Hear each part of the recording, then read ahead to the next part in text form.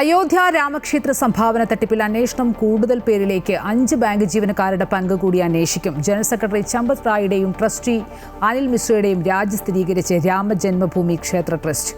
പുതിയ general secretary അടുത്ത മാസം 11 നടക്കുന്ന ട്രസ്റ്റ് യോഗത്തിൽ തീരുമാനിക്കും.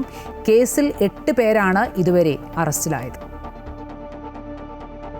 ക്ഷേത്രക്കൊള്ളയിൽ ട്രസ്റ്റ് ജനറൽ സെക്രട്ടറി ചമ്പത് റായിയും ട്രസ്റ്റി അനിൽ മിശ്രയും രാജിവെച്ചതായി രാമജന്മഭൂമി ക്ഷേത്ര ട്രസ്റ്റ് വാർത്താക്കുറിപ്പിലൂടെയാണ് സ്ഥിരീകരിച്ചത്. ഇരുവരുടെയും രാജി ട്രസ്റ്റിന്റെ അടുത്ത യോഗത്തിൽ ചർച്ച ചെയ്യും. ക്ഷേത്രത്തിലെ സംഭവങ്ങൾ അത്യന്തം ദുഃഖകരമാണെന്നും ക്ഷേത്രത്തിലേക്ക് നൽകിയ സംഭാവനകൾ സുരക്ഷിതമായിരിക്കുമെന്നും ഭാവിയിൽ ഇത്തരം നിർഭാഗ്യകരമായ സംഭവങ്ങൾ ഉണ്ടാകാതിരിക്കാൻ ജാഗ്രത പുലർത്തുമെന്നും ക്ഷേത്ര ട്രസ്റ്റ് വ്യക്തമാക്കി. ഹരിദ്വാറിൽ നടന്ന VHP ബൈഠക്കിനിടെ നടന്ന കൂടിക്കാഴ്ചയിൽ ചമ്പത് റായിയെയും അനിൽ മിശ്രയെയും RSS general secretary Dattatreya Hosabale കടുത്ത അതൃപ്തി അറിയിച്ചിരുന്നു.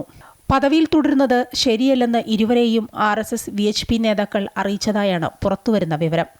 അതേസമയം ക്ഷേത്ര ട്രസ്റ്റ് പിരിച്ചുവിടുന്നതിനെ VHP working president Alok Kumar എതിർത്തു. കൊള്ളയിലെ അന്വേഷണം കൂടുതൽ പേരിലേക്ക് വ്യാപിപ്പിക്കാൻ അന്വേഷണ സംഘം നീക്കം നടത്തുമ്പോഴും അന്വേഷണം ട്രസ്റ്റ് ഭാരവാഹികളിലേക്ക് എത്തുമോ എന്ന കാര്യത്തിൽ വ്യക്തതയില്ല.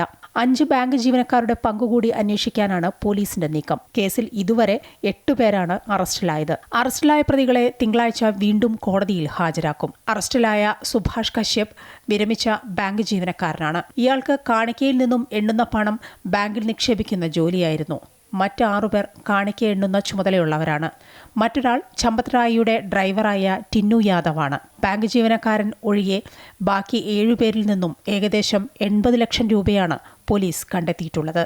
News desk Amrita news.